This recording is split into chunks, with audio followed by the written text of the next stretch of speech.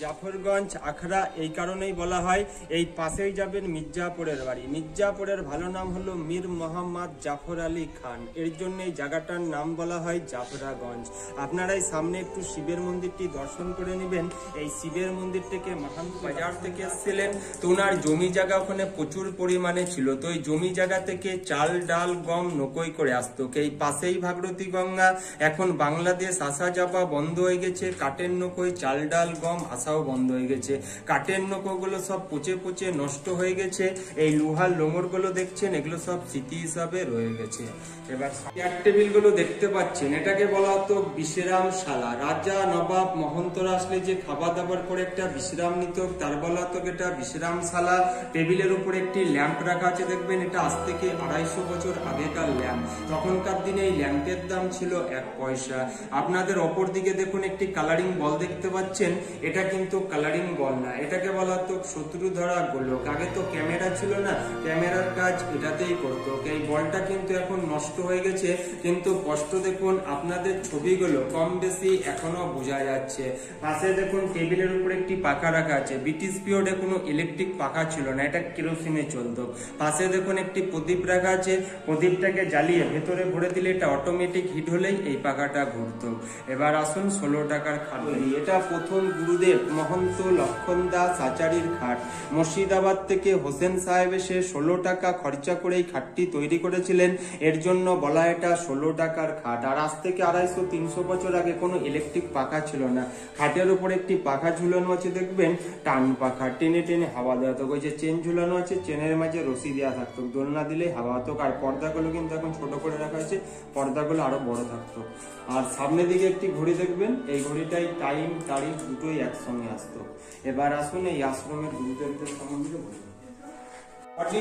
রাধা একটা পাথর কেটে দুটো অঙ্গ করা। আর এই আশ্রমের গুরুদেবদের সম্বন্ধে একটু বলে দিই, শুনে নেন। এই আশ্রমে যিনারা গুরুদেব হয়, ওনারা কিন্তু বিয়ে শাদী করতে পারে না, একটার পর একটা শিষ্য পরম্পরা হয়।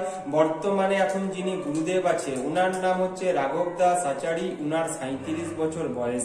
এই বিল্ডিংটা দেখছেন, এই বিল্ডিং এর ওপর তলায় উনি থাকে। আপনাদের এই পাশের গুলো দেখে নেবেন, এগুলো হচ্ছে আগেকার দিনের চামড়, এগুলো আগেকার মহন্তদের বসার আসন, সব চাঁদি দিয়ে কাজ করা আছে, সোনার জল করা ছিল। নিচে দিয়ে দেখুন কিছু মার্বেল কেটে ছোট ছোট মূর্তিগুলো তৈরি করা হয়েছে। এনারাও কিন্তু এককালীন গুরুদেব ছিল। এনারা দেহ ত্যাগ করার পরে পরস্পর গুরুদেবদের একটার পর একটা মূর্তিগুলো তৈরি করা হয়েছে। এতে কি বিয়ে করা কি হয়, যাবে না এদের? না, এনা বিয়ে শাদী করতে পারবে না। কেন করতে পারবে না? এই আশ্রমের যিনারা হয় ব্রহ্মচারী। ব্রহ্মচারী হয় মানে যে কিছু স্ট্যাম্প পেপার আছে, কিছু সব আগেকার মহন্তদের হাতের লেখাগুলো আছে। আর ওপরকার গুলো দেখছেন, এগুলো সব আগেকার মহন্তদের বসার আসন, সব চাঁদি দিয়ে কাজ করা আছে। আর আপনারা এই সামনের গুলো দেখবেন, এগুলো সব সোনার ব্যাচ।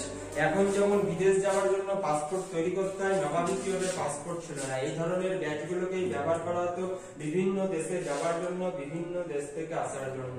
নবাবী পিরিয়ডে এগুলোই পাসপোর্টের কাজ করতো। এবার কিছু পুরোনো দিনের সরঞ্জাম।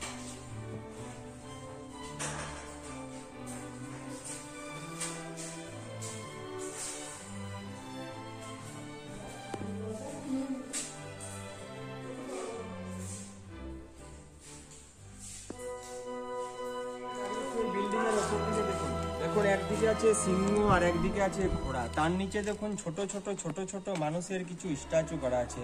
তার নিচে দেখুন ছোট্ট করে বাংলায় লেখা আছে পলাশীর যুদ্ধ বলে, যে 1757 সাল 23শে জুন নদিয়ার আমবাগানে যে যুদ্ধটা হয়, সেই যুদ্ধের একটা মডেল এখানে তৈরি করা হয়। ওই দিকটা আছে ইংরেজের সৈন্য, এই দিকটা আছে নবাব সিরাজদৌল্লার সৈন্য। তখনকার দিনে এই মডেলটাকে তৈরি করেন শিল্পী মন মাতানো দাস। উনার মজুরি ছিল তখনকার দিনে দিন গেলে তামার 20 পয়সা। এবার আসুন রূপোর রথ দেখছেন, এটা পুরোটাই রূপোর রথ। 22 মণ, 22 মণ মানে 880 কিলো। তখনকার দিনে মহন্ত ভগবান দাস 1270 টাকা খরচা করে রথটিকে তৈরি করেছিলেন। এখানে দেখুন 2খানা রথ, আর বাইরে গেটে আছে 3খানা রথ। এই আশ্রমে মোট 5খানা রথ।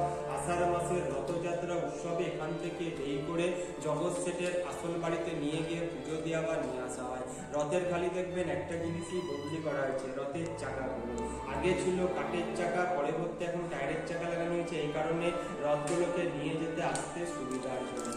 এবার আসুন নবাবের গাড়ি। এটা কত মন আছে চাঁদি আছে? 22 মন, 22 মণ। 80 কিলো 880 কিলো চাঁদি। নাম করা ছিল লখনৌর হীরাবাই। সেই সময় রাজা নবাব মহন্তদের 1 ঘন্টা মুদ্রা করলে ইনার ডিমান্ড ছিল 5000 টাকার স্বর্ণ মুদ্রা।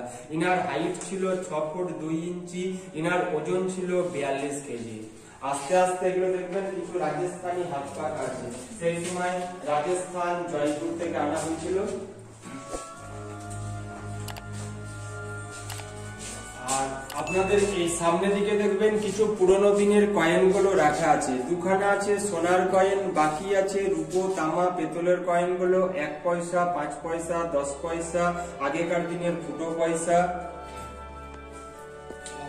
লেডি বেবি অস্টিন কার তখনকার দিনে মাহান্ত গোবিন্দ দাস আচারী মির্জাপুরের বংশধরের কাছ থেকে কিনে নেয় 80 টাকায়। এই গাড়িটা চলতো খাতি মার্কা কেরোসিন তেলে, আর গাড়িটার কোনো চাবি ছিল না। সামনে দিকে একটি ফুটো আছে দেখুন, রড দিয়ে জেনারেটরের মতন ঘুরিয়ে ঘুরিয়ে স্টার্ট দেওয়া হতো। 4 সিটের গাড়ি, 4 জনের বেশি বসা যেত না। এই গাড়িটা ছিল হাসান আলী মির্জা নবাবের। হাসান আলী মির্জা নবাবের একটা পানা থাকার কারণে অস্টিন কোম্পানি হাসান আলী মির্জা নবাবকে এই গাড়িটা গিফট করেছিল। হাসান আলী মির্জা নবাব মারা যাবার পরে উনার বংশধরে গাড়ি চড়ার মতন সেরকম কেউ ছিল না, তো এই আশ্রমের গুরুদেবকে 80 টাকা মূল্য নিয়ে গাড়িটা বিক্রি করে, এর জন্য বলা এটা 80 টাকার গাড়ি। এবার ভিতরে মন্দির আছে দেখতে পাচ্ছেন, এগুলো আজ থেকে 250-300 বছর আগেকার বাসন। এই বাসনগুলো এই কারণেই তখনকার দিনে ব্যবহার করা হতো 250-300 গরিব মানুষদেরকে খাওয়ানোর জন্য। পাশে দেখুন নিচে পাথরের মতন পড়ে আছে, এগুলোকে বলা হতো জাতা। এসব জাতাতেই আগেকার দিনে চাল ডাল গমগুলো পিসাই করা হতো। ওই পাশে দেখুন দুটো বড় বড় কড়াইয়ের মতন, ওগুলোকে বলা হতো তৈ। ওগুলো খালি একাদশীর দিনই ব্যবহার করা হতো, ওগুলোই জিলেপি মালপোয়া এসবই তৈরি করা হতো। ওপরে দেখুন একটি লাইট দেখতে পাচ্ছেন, এগুলোকে বলা হতো ডেলাইট। এই ডেলাইট গুলোকে সেই সময় জ্বালানো হতো খাতি মার্কা সাদা কেরোসিন তেলের সাহায্যে। এবার চলুন 22 মণ রূপোর রত্ন। ভগবান দাস ইনি ঢাকা উর্দু বাজার থেকে এসে রাজস্থান জয়পুর থেকে গরু গাড়িতে করে এই মার্বেলগুলো এনে মন্দিরটি তৈরি করেছিলেন। যেতে যেতে দেখবেন এদিকে জয়, ওইদিকে দেখবেন বিজয়। আপনার এই পায়ের নিচে ছকটা দেখে নেবেন, এটাকে বলা হতো পাশা খেলা ছক। এই আশ্রমের সাধু সন্ন্যাসীরা পাশা টাশা খেলতো, তার একটা ছক।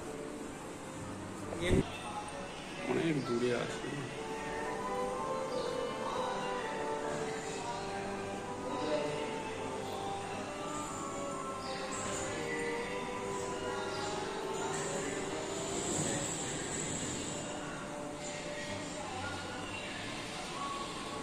ये है सोने का मंदिर है, गोल्डन।